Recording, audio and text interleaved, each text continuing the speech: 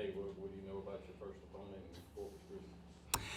And they'll be very well coached and well prepared. Got a great relationship with their head coach, Steve Lutz, and he comes from great coaching pedigree, and he's done a wonderful job since he's arrived at Corpus Christi. And I know they're excited about their program. They're coming off a NCAA tournament appearance. They got 5 starters back, so it's not the smartest game to host your first one out of the chute, but that's the way the cookie crumbled. So they'll be really good on the defensive end. That's what we'll start with them. They'll play man-to-man, tough, hard-nosed, old-school defense, and they're certainly will be well-versed on offense as well. I haven't gotten too deep into them yet. That'll start this week. I know my staff has got a pre-scout ready, and I'm anxious to open up the laptop. With your, we talked last week, you said you're not concerned about starters. It's more about who finishes the game, obviously. But going in with a week away, you got a pretty good idea of your set rotation, or is that something that will play out in November as guys improve or impress you or work with, see who works well with who? Yeah, like we talked about last week, I like to wait till as long as I can.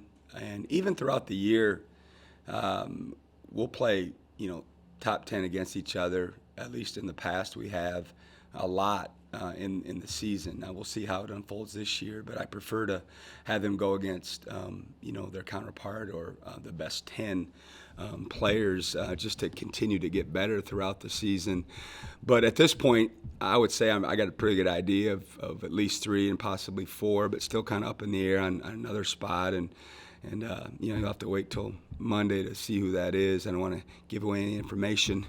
But in terms of rotations, that's still up in the air. We've got a lot of guys that are fighting and scrambling for minutes, and we're real blunt in practice and in video, and they know there's competition, and they know they're being evaluated every single day, and so that ups the ante a little bit for us in practice. And we've got a full week, like you said, to try to iron it out, and then you're right on point. It'll just unfold the way it does. I can't predict who's going to get better and who's going to produce when the lights are on. Some people, cower when it's their time, and some people rise up to the occasion. So we'll have to see who makes the most out of their minutes, and then they'll get more.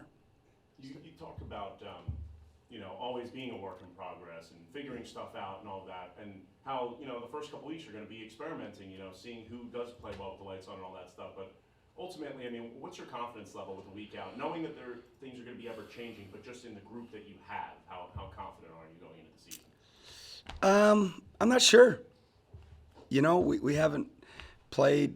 That's the downside of not playing exhibition games or in a charity type game where there's fans and the popcorn's popping and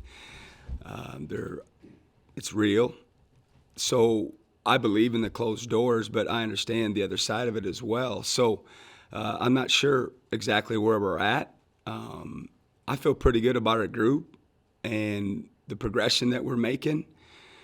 I'm excited that we still got a week left to continue to get better and add some stuff to the mix so we're game ready for whatever the other team throws at us. But, I'll know more, I think, after the first, 3 or 4 games. We play 3 games in 7 days, so once we start throwing the ball up for the jump, that's quite a few games in a short time period. And I think after that, we'll have a better idea of where we're at and what we need to work on. Go to staff to coaches, right? Yeah, and you talked about the progress that you've seen from his team. I guess, once the games do start, what's maybe an area where, you'd like to see maybe them improve a bit on still?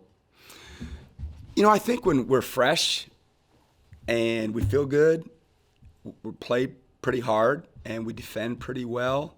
We're still not as good as where I want to be in terms of rebounding the ball, both offensively or defensively. But we have too big of a drop-off right now from how hard we play when we're fresh or when they first get into the scrimmage or game or practice compared to when they get a little bit winded or distracted. And certainly there will be a drop-off. It's human nature. I don't care how athletic you are, but we've got to figure out a way to, for all of us to play at more of a peak performance, if you will, when we're a little tired or we just, sub in practice or sub into the scrimmage. There's no time to get warmed up, if you will. They've got to be ready to go from the jump. And that's probably where we're at right now, just being more consistent with our effort and our attention to detail on the defensive end. And then certainly rebounding is something that we've always prided ourselves on. And right now I don't think we're rebounding at the level that we should. Go to David at the table. Coach, I don't really want to interrupt the basketball part of it, but it's just been announced that John Coley has taken the Auburn athletic director's job. I'm sure you've been aware of what's been going on. Do you have a response to this? Not really. Haven't really had any time to digest it. Not going to speak on any other man's professional decisions that they have to make. John and I have had a great relationship since I've arrived. Obviously, I'm very grateful that he hired me and my family to be the head coach here at Mississippi State. And if that isn't true the case, then I'll wish him well and move on. Go ahead, Paul. Coach, we haven't really talked much about this. I mean, we have touched on the chemistry of this group, but you got a mixture of true freshmen, you got some veterans back, you got several transfers in here. You've been able to spend time with these guys. How have they meshed? How have they come together and joked around and gotten along so far from your point of view? It's always interesting to watch that unfold. Each and every season they have a different personality for our team. Certainly when you're new, you're more curious to see how that develops or doesn't in the worst case scenario. And it's pretty good.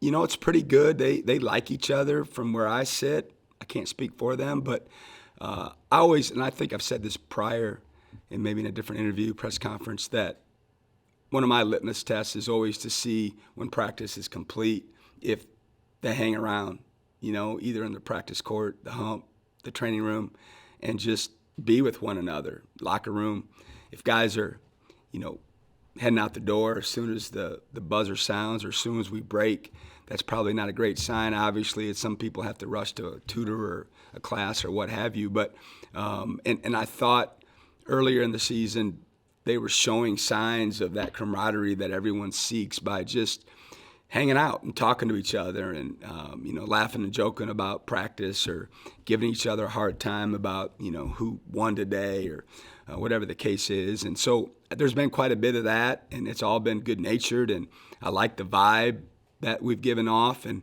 there were a couple instances when I watched the scrimmage tape where some of the guys on the bench weren't as engaged when they weren't in the game, and that'll be addressed individually today about how important it is to be a good teammate. And I always tell them, like, if you're on the court, you don't want 10 guys chilling, sitting back with their legs crossed, watching you play and not giving you the support. You know how good that feels when you're out there and your teammates that you're grinding with every day are supporting you, even though they're on the bench, would rather be out there. And so we need some talks with a couple guys about that, but I think that'll change quickly, and we'll see. Again, a lot of things will unfold when we start playing these games. Go back to John.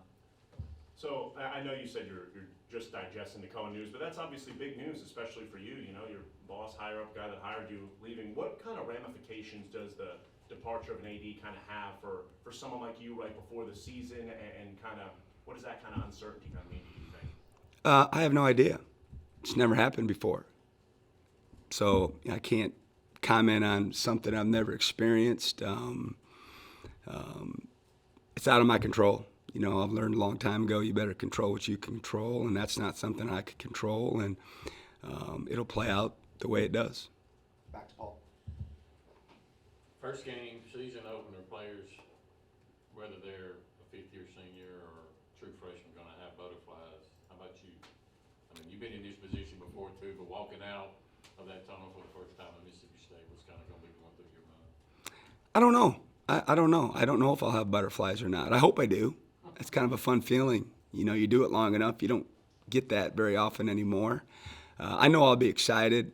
I'll be anxious, just like you guys are, and hopefully our fan base is, to see, who we are and how we're going to play. And but again, how I feel, you'll have to ask me that, a week from tonight about 9 o'clock.